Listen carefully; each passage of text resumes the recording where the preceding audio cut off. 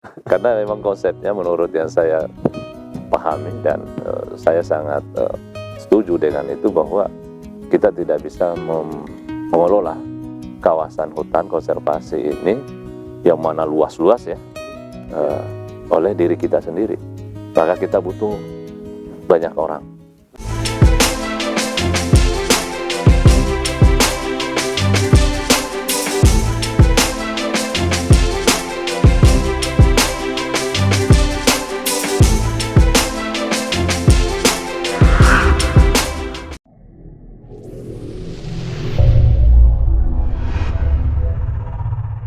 Assalamualaikum warahmatullahi wabarakatuh. Salam jumpa Sobat Explore di channel Explore Media. Sekarang kita akan mengulik lebih dalam. Kita akan ngobrol sama Pak Munawir. Kita coba mengenal lebih dekat sama Pak Munawir, Kepala Balai Taman Nasional Gunung Halimun Salak. Kita akan korek pengalaman beliau selama menjabat sebagai Kepala Taman Nasional, baik itu di Halimun maupun di tempat-tempat lain. Kayaknya tadi sedikit ngobrol di belakang, banyak tuh cerita-cerita serunya sama Pak Munawir, Pak. Monggo Pak, Ya. bisa di-share Pak pengalamannya Pak, suka dukanya Pak, kira-kira. Sahabat Explore Media di seluruh Indonesia. Jadi saya itu mulai bekerja dulu namanya Departemen Kehutanan. Departemen Kehutanan itu tahun 1999. Iya. Itu Pak Harto ya Pak.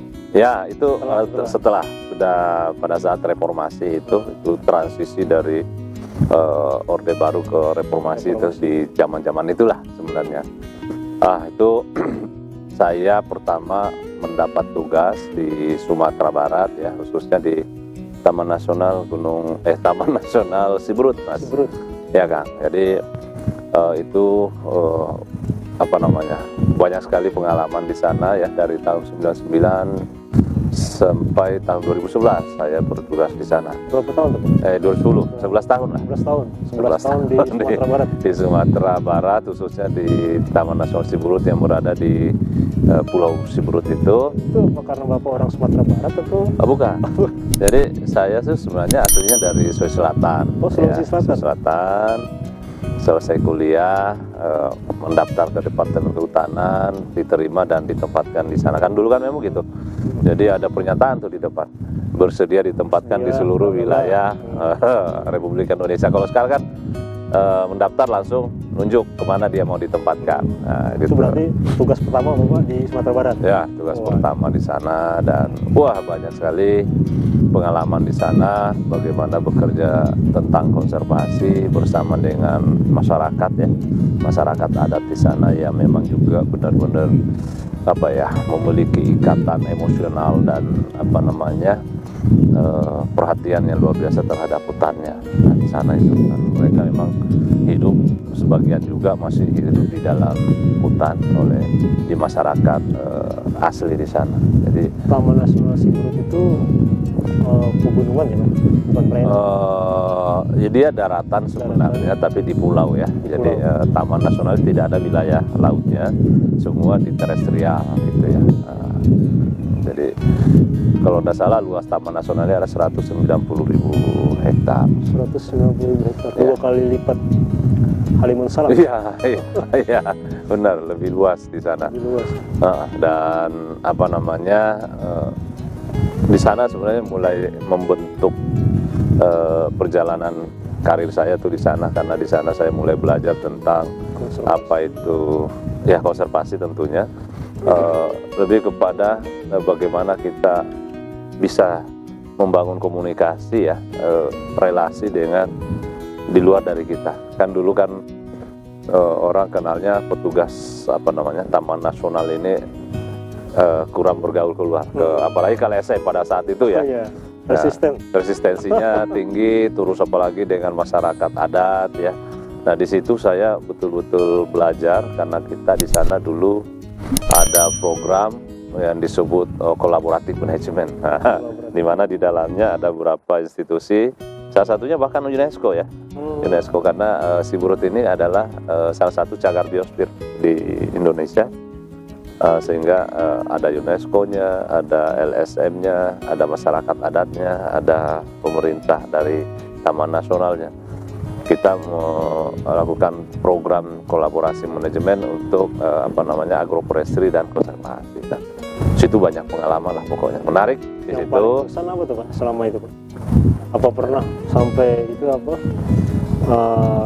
berseberangan sama LSM atau ribut terus, atau ada pengalaman di hutan, tidur di hutan berhari-hari gitu?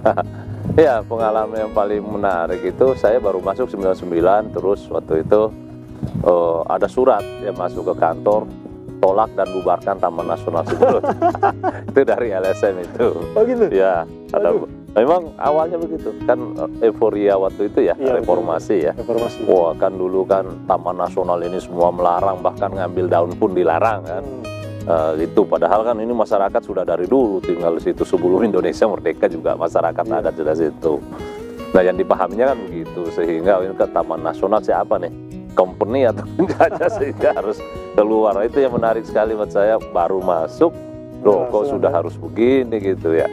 Tapi itu pengalaman yang sangat terkesan di awal, dan kemudian teman-teman yang tadinya NGO ini ya, yang tadinya seperti itu, akhirnya justru berbalik menjadi sahabat teman kita. Jadi itu yang proses kolaborasi ini tadi, bagaimana kita berkomunikasi dengan solusinya mereka dengan proses kolaborasi. Iya, di situ rupanya. Jadi setelah kita sering ketemu, sering ngobrol, akhirnya mereka tahu, oh konsep Taman Nasional itu seperti apa. Ya kan tidak semua dilarang, ada ruang-ruang. Sebenarnya jalurnya sama, maksudnya tujuannya sama, visinya sama, visi untuk menjaga hutan kan. Sebenarnya NGO ini kan banyak kan, NGO lingkungan kan ke sana ya. Bagaimana menjaga lingkungan, bagaimana masyarakat tetap lestari, kan cuma itu sebenarnya. Nah, sebenarnya kita juga begitu, pemerintah juga begitu, cuma bahasanya tidak ketemu sehingga itu. Nah, setelah sering bertemu, berdiskusi gitu, sama-sama ke lapangan, akhirnya ya sudah, malah klop, dan mereka justru ibaratnya menjadi advokasi kita di depan gitu loh. Jadi itu satu. Terus yang kedua yang menarik itu saya bahwa memang dengan masyarakat itu kita harus clear dalam menyampaikan sesuatu, karena yang penerimaan masyarakat itu kan kadang berbeda-beda. Nah, saya itu pernah kasarnya itu kayak disandra atau apalah namanya itu di dalam hutan sana oleh bukan di sepele sebenarnya, bukan juga dikeras, bukan. Jadi hanya gini. Jadi waktu itu ada program bantuan biji rotan ya untuk bibit. Nanti biji-bijinya kan nanti disemai untuk jadi tanaman rotan. Itu berkarung-karung itu sama pinang. Nah, jadi pinang kita beli untuk disemai untuk jadi tanaman gitu. Nah, kita belinya tuh dari daratan Sumatera Barat, nyebrang pakai kapal laut. Bukan dari masyarakat setempat? Bukan, karena memang adanya di daratan sana yang banyak. Kan? Di sono beli, terus dibawa nyebrang.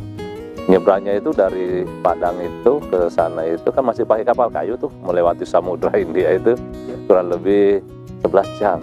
11? Ya. Ke daratan Sumatera Barat? Ke pulau. Iya, dari daratan utama Sumatera, yaitu di Padang itu Sumatera Barat, ke pulau Mentawainya ini, Pulau Siberutnya ini, ya kurang lebih 11-12 jam. Jadi kita berangkat kadang jam 8 malam, nyampe sana jam 6, jam 7 pagi. Begitu. Nah, itulah yang dilakoni selama itu di sana, dan kita bawa itu ke sana. Sampai di sana pun masih dibawa naik speedboat ke dalam hutan. Ya, pindah dari kapal besar ke speedboat namanya. Itu kita bawa ke tengah hutan sana di mana masyarakat itu ada. Nah, waktu itu ada kesalahan, yang harusnya dibawa ke sini dibawa ke desa lain. Jadi ketukar sebenarnya ceritanya. Jadi selisih jumlah karungnya beda. Sampai di sana, dulu kan TN menjanjikan saya itu segini karung, loh kayak nyampe segini. Pokoknya saya Pak Munawir tidak boleh pulang sebelum karung itu datang tambahannya. Jadi nah, ya ibaratnya gitulah. Tapi sambil masih ketawa-tawa. Pokoknya Pak Munawir tidak boleh pulang. Dan memang tidak boleh pulang, pokoknya di situ aja dulu sampai itu dikirim lagi naik ke kampung itu. Jadi di sana di bawah, yang kelebihan itu di bawah. Artinya apa? Ada sebuah komunikasi ini bahwa masyarakat ini ingin bahwa itu kalau kita memberikan sesuatu memang yang clear, jelas bahwa ini. Dan dulu di sana itu yang pengalaman menarik juga. Yang tadinya ibaratnya kita jauh-jauh 11 jam bawa itu, sampai ada pengalaman sebelum saya katanya udah capek-capek bawa ke sana, sampai sana malah ibaratnya apa ini kamu bawa ke sini gitu kan, nggak dianggap luar biasa gondok ya. Sudah naik kapal ibaratnya kena badai, terus naik speed lagi yang semua ada resikonya gitu, sampai di sana nggak ada yang menarik rupanya situ, karena memang mereka tidak diajak bicara. Tidak diajak dialog. Menurut kita aja, wah kampung itu butuh ini bawain, kampung ini, padahal belum tentu itu yang dibutuhin. Nah, jadi waktu itu pembelajaran dari sering diskusi, ya diskusi dong, kami tuh butuhnya ini gitu. Nah, maka kalau yang itu kita bawain pasti direbut, pasti maksudnya mau ambil gitu kan. Nah, itu sebenarnya beberapa menarik, dan ya itu terutama yang membangun saya itu tentang kolaborasinya tadi. Karena waktu itu 2010-2001 itu memang belum dikenal kolaborasi di Departemen Kehutanan itu. Kementerian. Iya. Kita di sana sudah bicara kolaborasi. Dulu ya mungkin kan bisa, kalau nggak salah ya. Masih bisa ya, kehutanan sama lingkungan masih bisa. Oh, masih bisa. Ya? Itu kan gabungnya di 2015-an kalau nggak salah. Jadi secara clear itu peraturan menteri itu tentang kolaborasi itu dia baru terbit di 2004, P19 nama itu. Realisasinya kami itu sudah sebelum 2004 sudah membangun yang namanya kolaborasi, dalam konsep kami sebut kolaborasi manajemen itu namanya. Nah, payung hukum tentang kolaborasi justru terbit 2004, artinya memang kita sudah belajar, terus memang itu penting, akhirnya dilegalkan menjadi itu. Kemudian belakangnya kan banyak peraturan tentang kolaborasi. Nah, memang itu tadi bahwa inti daripada mengolah kawasan ini adanya di strategi, salah satu strategi utamanya adalah kolaborasi. Nah itu jadi saya menjabat sebagai kepala seksi Taman Nasional, ibaratnya seluruh Taman Nasional di Indonesia itu dari Aceh sampai, dari Loser sampai Lawrence itu harus paham kita. Di bawah koordinasi Bapak? Ibaratnya datanya ada di saya lah, intinya kayak gitu, karena kebijakan kan pasti di pimpinan. Sehingga saya banyak belajar tentang taman-taman nasional di Indonesia itu, karena ya datanya ada di kita. Berapa lama ditugas di? 5 tahun. 5 tahun? Iya, 5 tahun di sana ditugaskan belajar tentang berbagai macam ya, termasuk yang menarik buat saya banyak belajar tentang kerjasama internasional. Ya, di situ ada namanya Biosphere Reserve, cagar biosphere gitu. Ada juga World Heritage Site, WHS ya, warisan dunia. Ada juga namanya HOB, Head of Borneo ya. Dan ada juga yang namanya apalagi satu itu tentang Ramsar ya, wetland. Ya, jadi terakhir itu ya. Ramsar. Jadi walaupun memang tidak spesifik, saya lebih spesifik yang 3 tadi. Warisan dunia, cagar biosphere, sama World Heritage, sama satu lagi ASEAN Heritage Park. Jadi banyak pengalaman di situ tentang kerjasama internasional itu, dan menambah wawasan saya tentang konservasi di level global. Nah, jadi beberapa kawasan itu sudah ditetapkan sebagai warisan dunia atau cagar biosphere, termasuk Loser itu sudah, saya masuk situ sudah ditetapkan. Sudah BBS, Kerinci Sebelat itu kan satu kesatuan, dimasukkan sebagai World Heritage Site, disebut Tropical Rainforest Heritage Site, disebut TRHS ya, warisan dunia TRHS ya. Jadi hutan tropis Indonesia.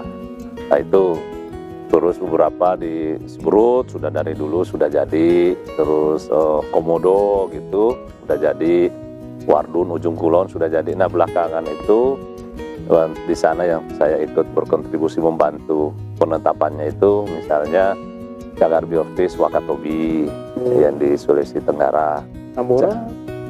Tambora malah saya sudah pindah. Oh sudah pindah.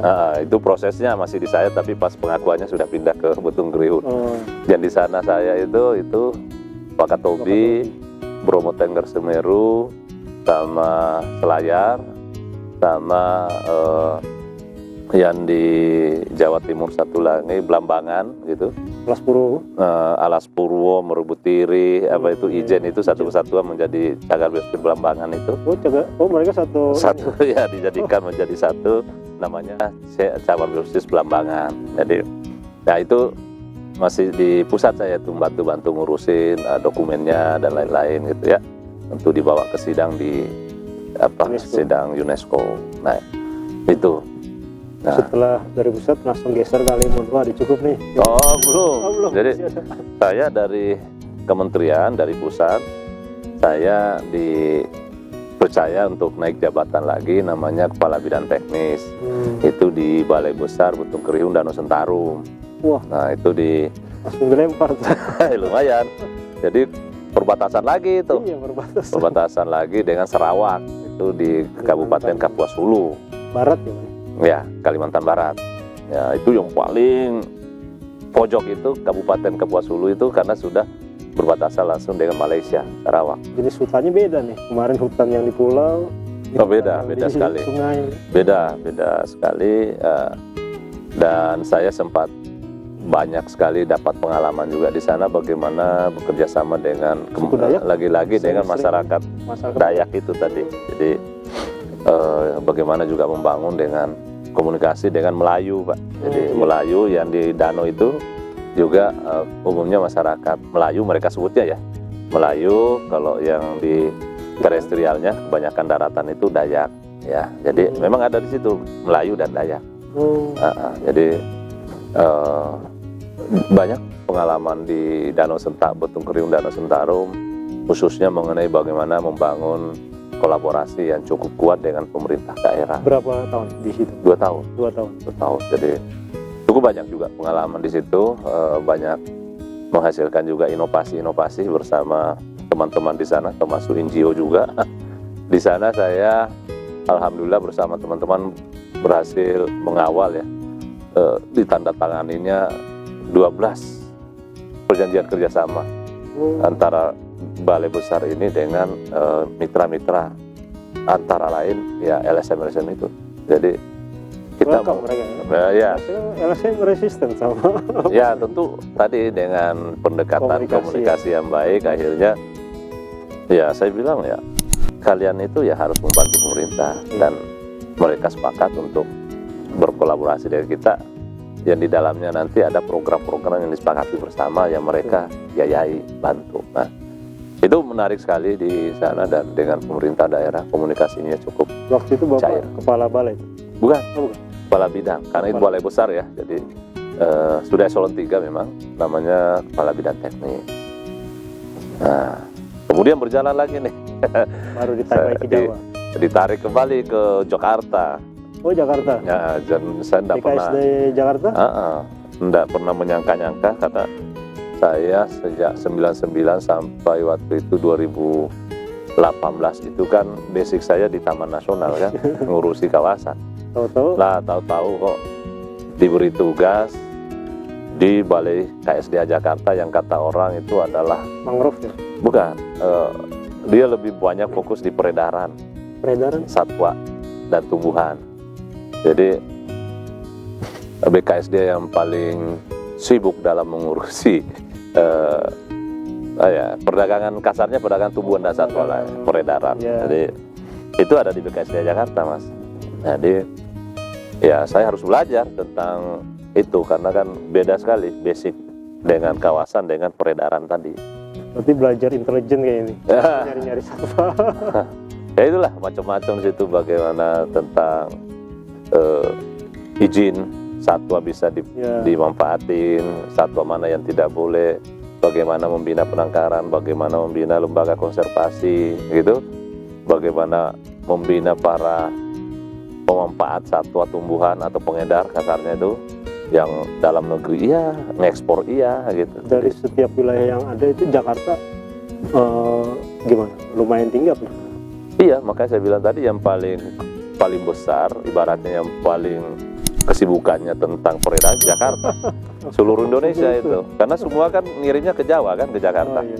Jadi satwa dari Papua, Kalimantan, Sumatera ini di satwa yang paling banyak di disalahgunakan sama masyarakat itu apa? Ya banyak jenis-jenis satwa yang dipelihara yang semestinya tidak boleh karena itu dilindungi. Ya banyak kita temukan itu dari jenis-jenis burung sebenarnya. Ya ada kakatua yang paling umum tuh, kakatua jambul kuning. Terus banyak juga yang malah lebih ekstrim pelihara buaya. Pelihara buaya. Harimau apa? Harimau itu adanya di LK dan itu resmi. Oh iya. Jadi yang banyak ditemukan itu adalah itu tadi jenis-jenis burung itu rata-rata jenis burung sama ada juga primata, ada juga reptil gitu. Tapi kalau ada masyarakat merasa mampu terus siap, mereka mau merawat hewan yang dilindungi, bisa kan Pak? Bisa, sepanjang yang dirawat itu adalah satwa hasil penangkaran yang resmi. Karena kan banyak juga mengaku penangkaran tapi tidak resmi. Bukan dari alam liar? Oh, nggak boleh. Kalau yang dilindungi ya, yang dilindungi nggak boleh. Jadi yang boleh adalah kalau ini sebagai satwa peliharaan ya, ibaratnya pet kesenangan itu. Yang boleh adalah satwa-satwa hasil penangkaran, yaitu yang keturunan keduanya disebut.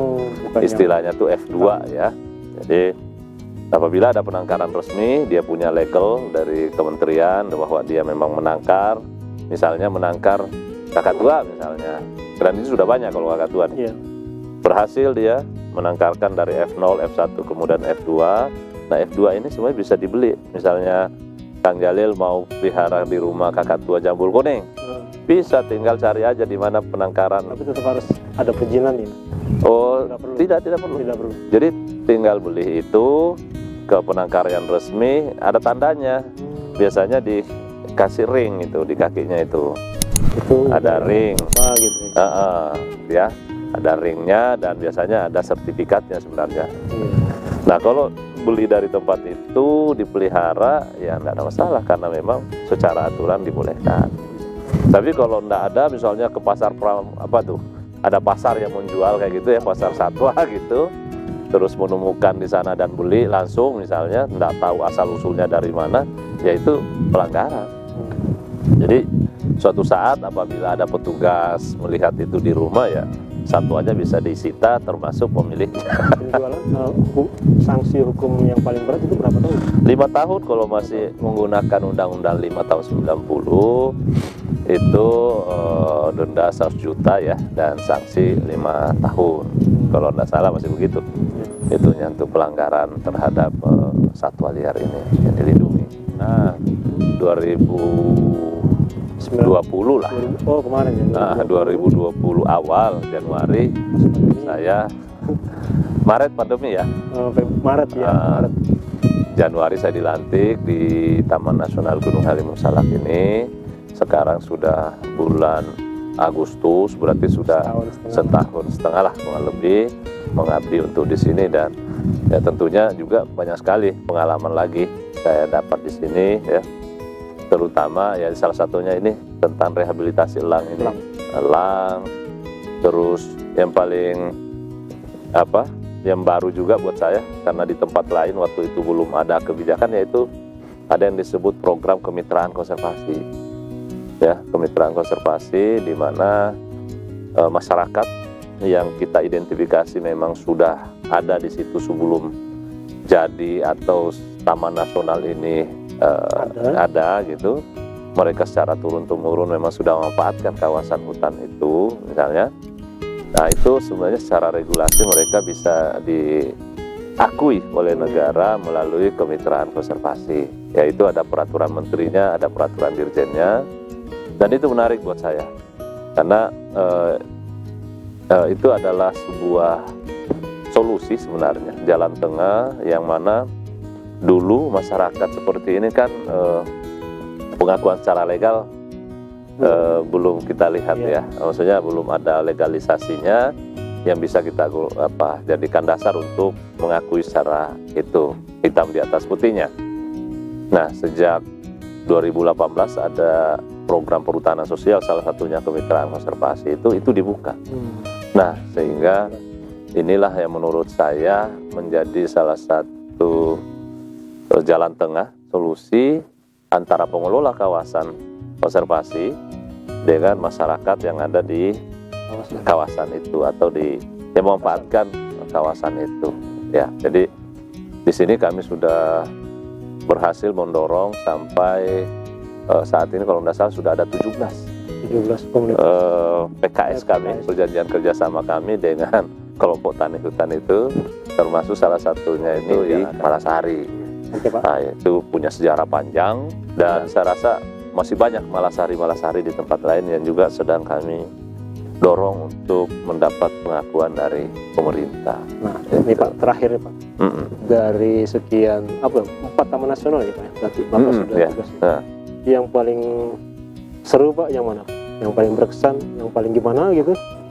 Gimana ya, semua berkesan. Nah, kalau ditanya yang paling lama memang di Mentawai. Itu yang paling lama. Biasanya kalau paling lama ya mungkin lebih banyak kesannya ya. Tetapi bahwa walaupun sebentar saya di Butung Kriun juga sesuatu yang memberikan pengalaman cukup berarti buat saya dalam membangun karir saya gitu ya. Di sana di DKI pun juga ya, walaupun di kota gitu, tapi juga memberikan banyak pengalaman buat saya di dalam bagaimana membangun juga networking seperti itu dengan pihak swasta. Kalau situ banyak swasta kan ininya. Jadi spesifik dan beda-beda dan sangat menarik. Masih karakter sendiri, pembelajaran buat kita. Di sini pun sama, walaupun 1,5 tahun sudah banyak sekali yang didapatkan pengalaman di sini. Tapi sebenarnya satu saya lihat itu adalah bagaimana membangun networking kerja keluarga. Cuma di situ dimanapun itu saya lihat karena cuma satu itu. Tidak bisa jalan sendiri Pak. Nah itu, karena memang konsepnya menurut yang saya pahami dan saya sangat setuju dengan itu bahwa kita tidak bisa mengelola kawasan hutan konservasi ini yang mana luas-luas ya oleh diri kita sendiri. Maka kita butuh banyak orang. Nah di situ untuk bisa seperti itu salah satunya paling penting adalah membangun komunikasi tadi, networking yang akhirnya akan terbangun jaringan gitu kan, dan kolaborasi itu. Jadi saya lihat di mana kuncinya itu di Mentawai itu, waktu di Jakarta juga begitu, di sana begitu, Jakarta sini begitu. Jadi ya tinggal ke depan bagaimana komunikasi, koordinasi kerjasama ini tidak hanya merupakan slogan ya, bukan orang slogan, tetapi benar-benar dikonkretkan dan itu akan sangat powerful dalam melancarkan, mensukseskan tujuan kita dalam mengelola kawasan itu. Baik, Pak Munawir, demikian Sobat Explore bincang-bincang dengan kita di tempat suaka alam Pelang Jawa bersama Kepala Balai Taman Nasional Gunung Halimun Salak, Pak Munawir. Semoga ada faedah buat kita semua, ada manfaatnya. Assalamualaikum warahmatullahi wabarakatuh. Salam Explore Media.